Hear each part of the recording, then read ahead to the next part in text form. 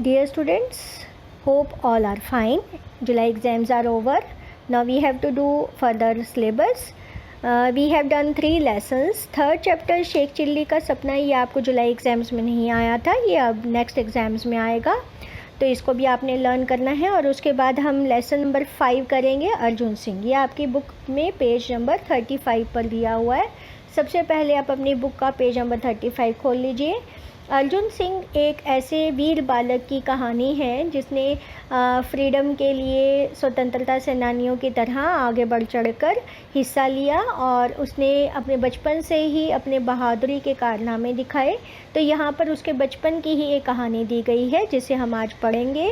वो एक बहुत ही बहादुर बच्चा था और उसने कैसे देश की सेवा के लिए, देश प्रेम के लिए अपने कार्य किए, वो हम इस कहानी में पढ़ेंगे। तो अपनी बुक का पेज नंबर 35 खोल लीजिए।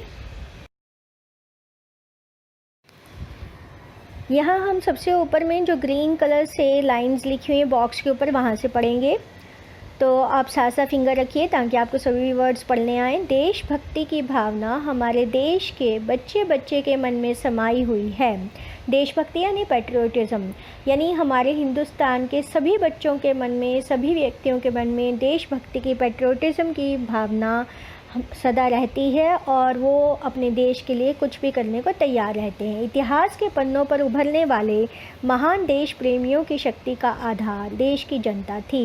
यानी जिस समय हमारा भारत अंग्रेज़ों का गुलाम था, उस समय सभी देशवासियों ने कैसे अपने पैट्रियोटिज़म की भावना से, अपने बलिदान से हमारे देश को आज़ाद कराया, वो हमारी हिस्ट्री में यानी हमारे इतिहास में दिया गया है। उसके पन्नों पर लिखा हुआ है कि किस तरह से हमारे महान फ्रीडम फाइटर्स ने अपना योगदान देश को आज़ाद कराने में दिया। यहाँ पर बॉक्स में आपको 4 स्वतंत्रता सेनानियों की फ़ोटो दी गई हैं और हमने उन फ़ोटोज़ के नाम लिखने हैं कि ये कौन कौन से व्यक्ति थे, कौन कौन से फ्रीडम फाइटर्स थे। इन स्वतंत्रता सेनानियों के नाम मैं आपको बोल रही हूँ। आप अपनी बुक में जहाँ डॉटेड लाइन दी है वहाँ पर ये नाम लिख लीजिए। पहली पिक्चर है सुभाष चंद्र बोस जी की, तो आप नीचे में लिखेंगे सुभाष चंद्र बोस। दूसरी पिक्चर है भगत सिंह जी की, तीसरी है आज़ाद गुरु और फोर्थ है रानी लक्ष्मीबाई। ये नाम आप अपनी बुक में इस बॉक्स में दी गई फ़ोटोज़ के नीचे में लिख लीजिएगा। अब हम कहानी पढ़ना शुरू करेंगे फर्स्ट लाइन से। एक था बालक अर्जुन सिंह, वह अपने माता पिता और छोटी बहन का दुलारा था। दुलारा यानी प्यारा था, उनसे बहुत प्यार करता था। उसके माता पिता उससे बेहद प्रेम करते थे। छोटी बहन भैया भैया पुकारते नहीं अघाती थी। अघाती थी मतलब थकती नहीं थी। उनका छोटा सा परिवार प्रेम और आनंद से भरा हुआ था। एक बार अर्जुन बीमार पड़ गया। उसका बुखार बहुत तेज़ था। माता पिता और बहन सभी उसके लिए परेशान हो गए।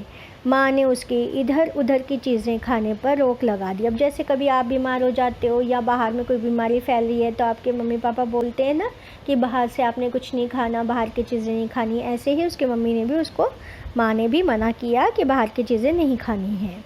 उसका मन गुड़ और चना खाने को ललचा रहा था। अब उसका मन कर रहा था गुड़ और चना खाने का।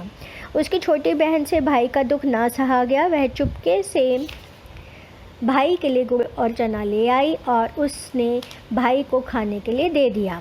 अब जो बहन थी उसको देखकर बड़ा बुरा लग रहा था कि उसका भाई गुड़ और चना खाना चाह रहा है और कोई भी उसको दे नहीं रहा, तो वो चुपके से जाकर उसके लिए गुड़ और चना लाई और उसने उसको गुड़ और चना खाने के लिए दिया।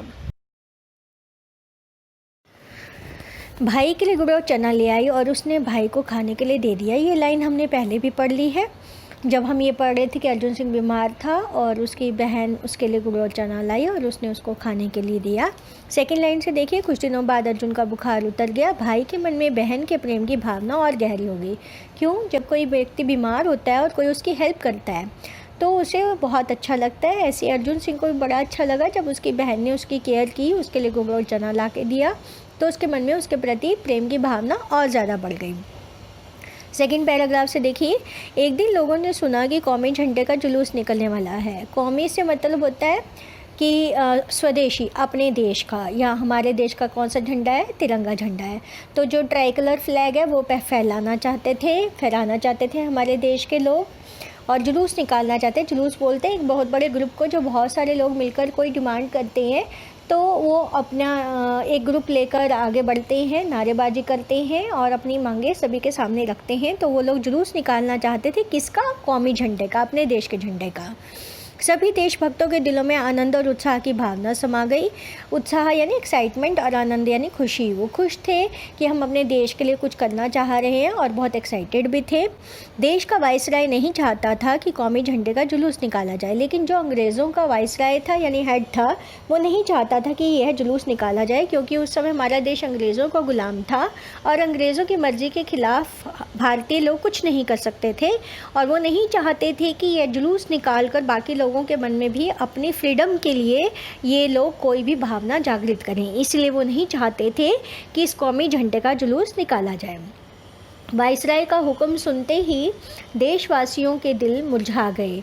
अब उनको बड़ा बुरा लगा, क्योंकि भारतीय लोगों में बहुत एक्साइटमेंट थी, वो अपने देश के झंडे का जुलूस निकालना चाहते थे, लेकिन वाइसराय ने मना कर दिया, तो सभी को बहुत बुरा लगा। बड़ा आया वाइसराय, क्यों ना निकले झंडे का जुलूस? भाई ने बहन से कहा। अर्जुन सिंह भी चाहता था कि वो इस कौमी झंडे के जुलूस में शामिल हो, किंतु जब वाइसराय ने मना कर दिया तो उसको बड़ा बुरा लगा और उसने भाई बहन से कहा कि ये जुलूस क्यों नहीं निकाला जाएगा। बहन ने पूछा, कौन है यह वाइसराय?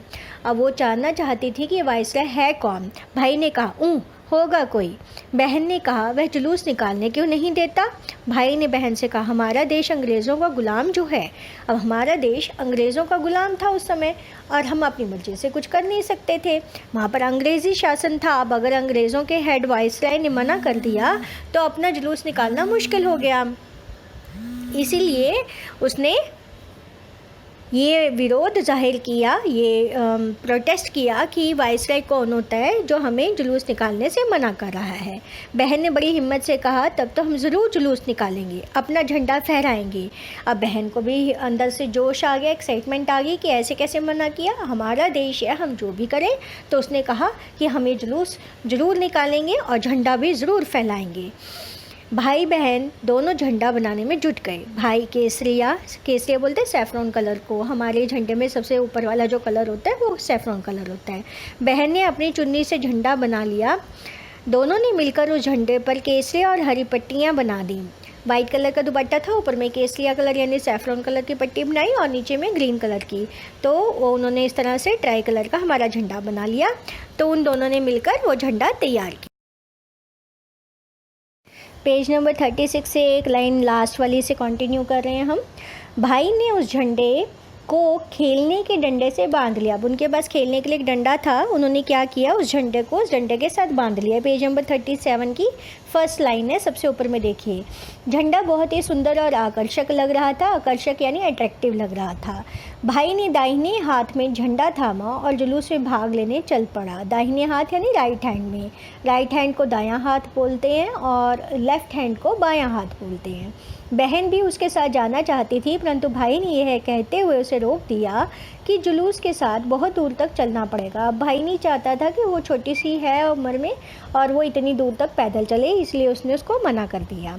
भाई की इच्छा थी कि उसकी बहन उसे रोली का टीका लगाकर उसी प्रकार विदा करे जिस प्रकार प्राचीन काल में राजकुमारी अपने भाई राजकुमार को विजयी होने की मंगल कामना के साथ रोली का टीका लगाकर युद्ध के लिए भेजती थी।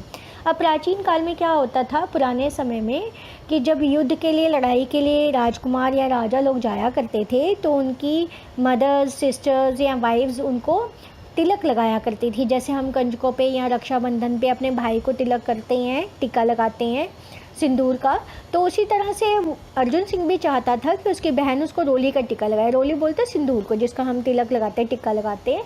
तो वो भी चाहता था कि वो टिक्का लगाए और उसकी मंगल कामना करे, यानी उसको बेस्ट विशेस दे। तो जो पहले लोग लड़ाई के लिए जाते थे तो उनकी मदर्स या सिस्टर्स या वाइफ्स उनको मंगल कामना करके भेजती थी कि आप विजयी होकर आओ, आप जीत कर आओ, विक्ट्री मिले, ठीक है। तो इसी तरह से वो भी चाहता था कि उसकी बहन उसे टिक्का करे और उसकी मंगल कामना करे कि वो अपने काम में सफल होकर वापस आए। नेक्स्ट पैराग्राफ देखिए, भाई की इच्छा को समझते हुए बहन दौड़ कर रोली, चंदन, दीपक और चावल से सजी हुई आरती की थाली ले आई। उसने भाई की आरती उतारी, उसके माथे पर रोली, चंदन और चावल का तिलक लगाया, तिलक यानी टिक्का लगाया। भाई ने माता पिता का आशीर्वाद लिया। आशीर्वाद के स्पेलिंग ध्यान से देखिएगा। आशीर्वाद में र जो है वो व के ऊपर आता है, श के ऊपर नहीं आता। श के बाद इसकी साउंड आ रही है, इसलिए ये व के ऊपर आएगा।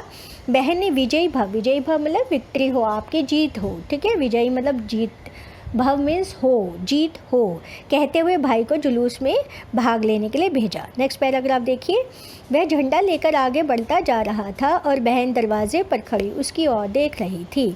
कुछ दूर जाने पर सिपाहियों ने उसे रोका, परंतु वह न रुका।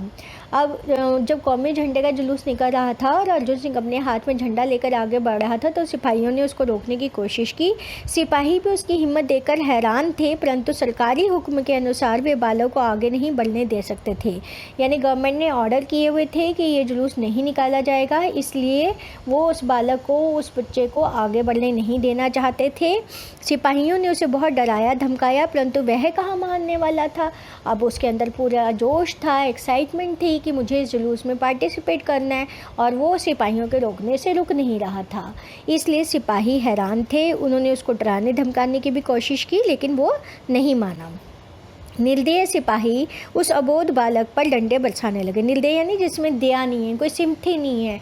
उन्होंने ये नहीं देखा कि इतना छोटा सा बच्चा है और उसको हम रोक रहे हैं, तो और इतना ही नहीं, उन्होंने उस पर डंडे बरसाए, अबोध बालक पर। अबोध मीन्स जिसको कोई समझ नहीं है, वो इतना बड़ा और मैच्योर नहीं है कि वो उन लोगों के डराने धमकाने से रुक जाए या उनकी बात को समझ ले।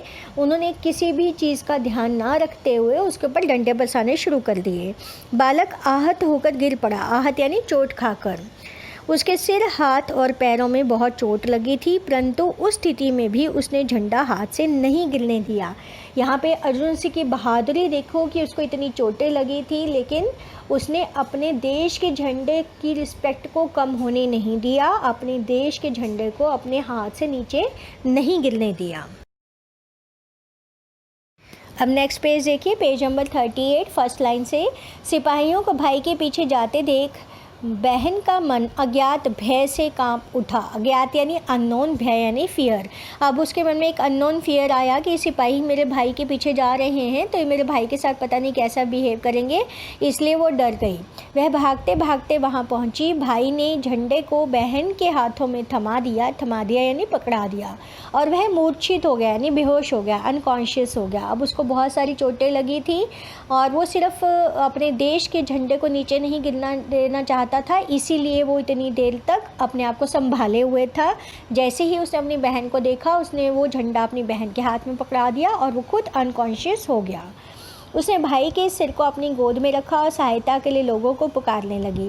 इसी बीच उसके माता पिता और कई सज्जन यानी अच्छे लोग उसकी सहायता के लिए पहुंच गए। उस वीर बालक को लोग अस्पताल ले गए।